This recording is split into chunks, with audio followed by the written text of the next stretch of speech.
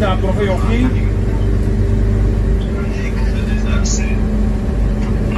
Siz siyorsun ki kaput çemeyin boş boş değil.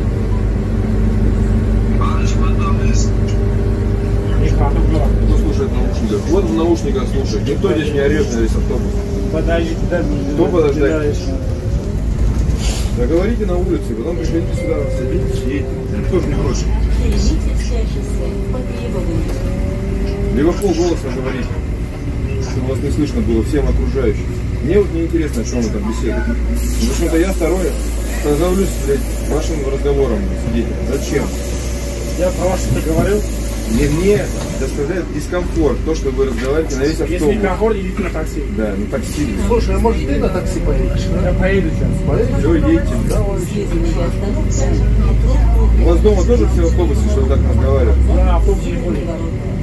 Ну вот, все, проблема решена. باز VNS پلاستیل برای رگ‌های واریکوزی و سبوکی در پای‌ها. محصولات بی‌نظیر با ترکیب طبیعی.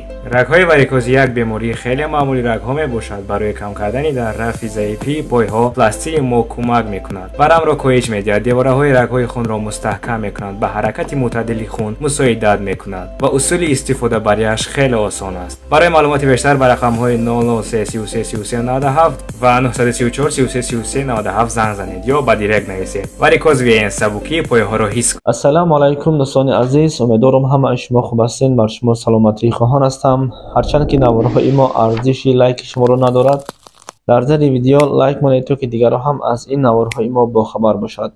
خداوند از همه شما راضی باشد. بر شما سلامتی خواهان هستم. یک شخصیت، یک میگرانت در حالت داخلی اتوبوس بودند با صدای بلند، یعنی که در همان گرام کسمونده صحبت کرده استند.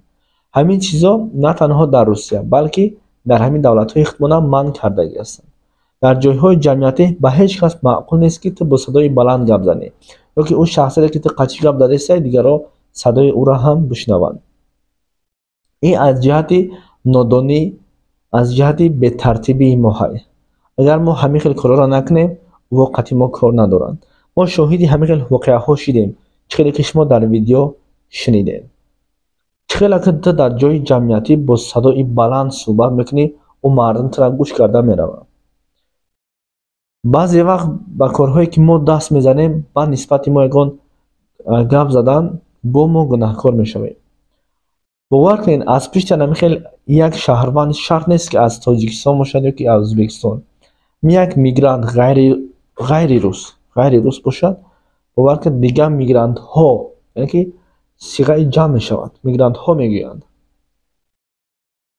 برای همین در هر کجایی هستین اول باید رفتارتون، گفتارتون، کردارتون خوشتو کنین شتابی به منفعت خود شما باشم، نه به آنه که مقصد شما هر چی گپ زنین با زبان درازی کنین. برای همین در داخل ماشین هستین، اتوبوس، در هر کجایی نماشین، در جاهای جمعیتی و همین خیلی حالتها دست نزنین خوبتره. از پشت همین خیلی یک میگرانت، از پشت یک همین خیلی نادانی به عقلی یک میگرانت، خود تاجیک باشد، خود ازبک باشد، خود قرقیز، خود قزاق باشد، فرق نمیکنند. نسبت دیگر میگرانت ها میتینگ اعلان میکنند.